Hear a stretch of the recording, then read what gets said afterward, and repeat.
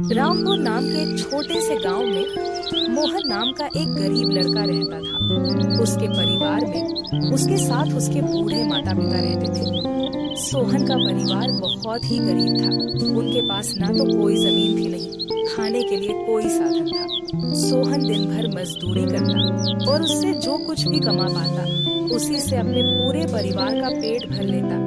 यह देखकर सोहन के माता पिता बहुत दुखी होते। हमारे पास ना अपना घर है और ना ही अपनी कोई जमीन। हमारा बेटा दिन भर दूसरों के खेतों में मजदूरी करता है और उसके बदले भी उसे बहुत कम पैसे मिलते हैं। हम दोनों अपने बेटे पर बोझ बन रहे हैं। परेशान मत हो रीमा, हमारा बेटा बहुत मेहनती है।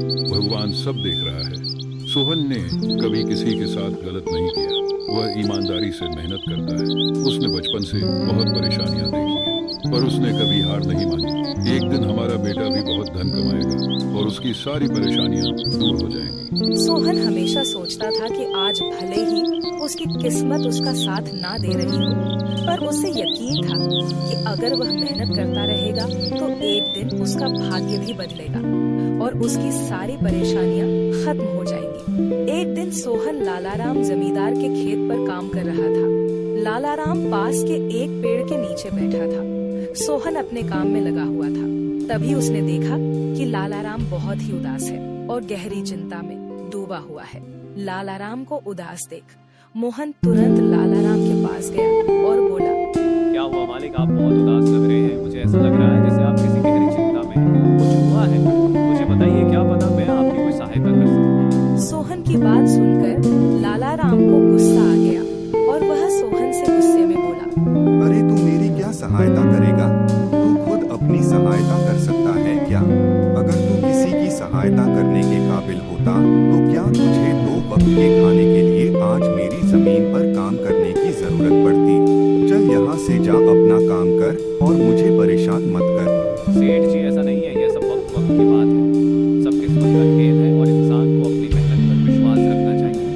आज भले ही किस्मत मेरे पक्ष में ना हो, लेकिन अगर मैं ईमानदारी और लगन से मेहनत करता रहूंगा तो किस्मत भी एक दिन मेरी तरफ झुक जाएगी। मेहनत और धैर्य से तकदीर के दरवाजे खुलने में देर हो सकती है, लेकिन मेहनत कभी बेकार नहीं है। मोहन की बात सुनकर लालाराम बहुत प्रसन्न हुआ। अरे सोहन, तेरे विचार तो बहुत अच्छे हैं। तेरी बातें सुनकर मन को एक सुकून सा मिला है। इतनी परेशानियों में भी तू अपनी जिंदगी खुश होकर काट रहा है। सेठ जी, यह सब मेरे पिता की सीख है। जब भी मैं किसी चीज के लिए अपने पिता से जिद करता तो मेरे पिता हमेशा मुझे यही समझाते थे, बेटा सोहन, हमारे पास इतना धन नहीं है कि मैं तेरी हर इच्छा पूरी कर सकूं, लेकिन एक बात हमेशा याद रखना, जिंदगी भी मौसम की तरह होती है। कभी यह धूप की तरह खुशियों से भरी होती है, कभी ठंड की तरह कठिनाइयां लाती है और कभी बारिश की तरह परेशानियां आती है।